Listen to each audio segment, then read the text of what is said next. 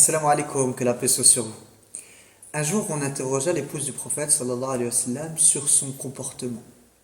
Et elle décrit le prophète sallallahu alayhi wa sallam comme étant un Coran qui marchait. Alors, mémoriser le Coran, c'est une chose magnifique. C'est une chance qu'Allah donne à ses serviteurs.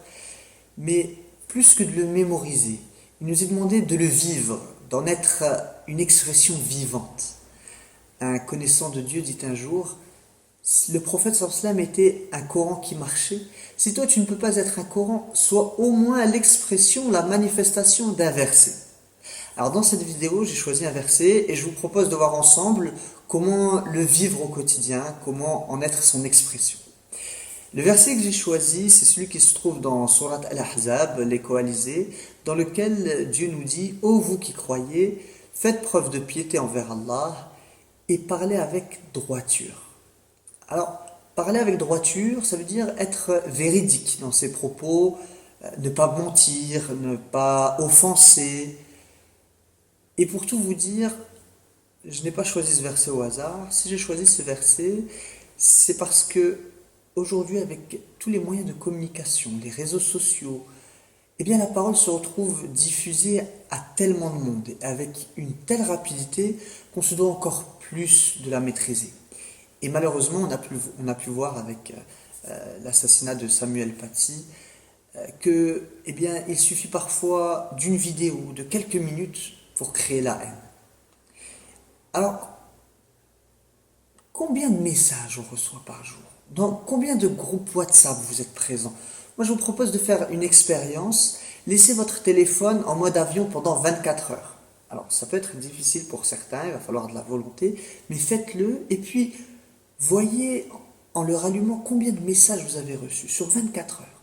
Si on ajoute à ça les comptes Facebook, Twitter, Instagram, ça fait énormément d'informations et il est parfois difficile de faire le tri, de faire la part des choses. Surtout que certaines personnes sont mal intentionnées parfois et cherchent à vous manipuler au travers de ces messages, de ces vidéos.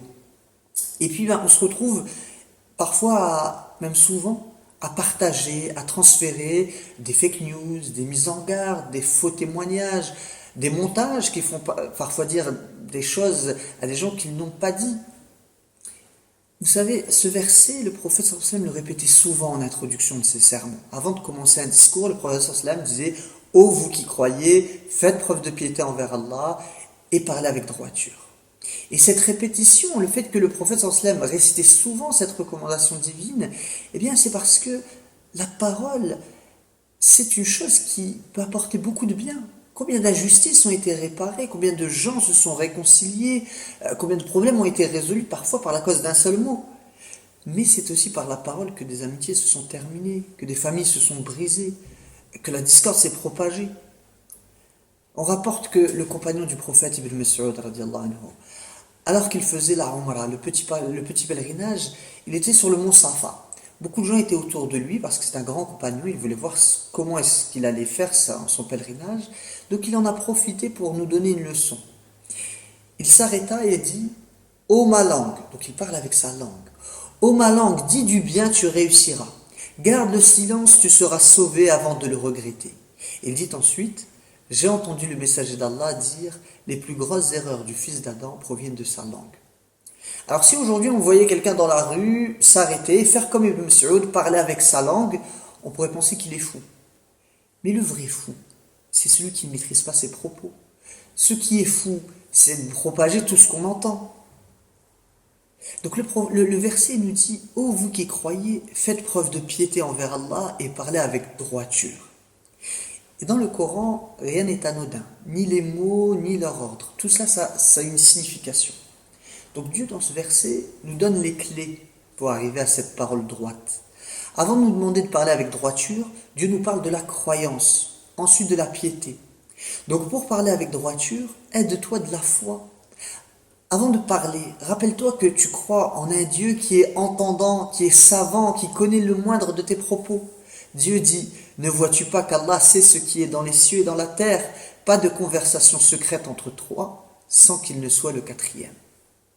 Ensuite, Dieu nous enjoint à être pieux. Donc pour arriver à parler avec droiture, il faut faire preuve de piété. Mais qu'est-ce que c'est que la piété? Eh bien, la piété, c'est embellir son intérieur pour Dieu et embellir son extérieur pour ses créatures. Donc parler avec droiture, c'est un acte de foi, mais c'est aussi un acte de piété qui nous pousse à nous dépasser, à nous embellir, à faire don du meilleur de soi. Dieu nous dit que le Coran, c'est une guérison. Et si effectivement nous nous efforçons de mettre en pratique simplement ce verset, je suis sûr que nous arriverons à soigner beaucoup de maux que nous traversons. Qu'Allah nous facilite et nous permette d'être l'expression de ce verset.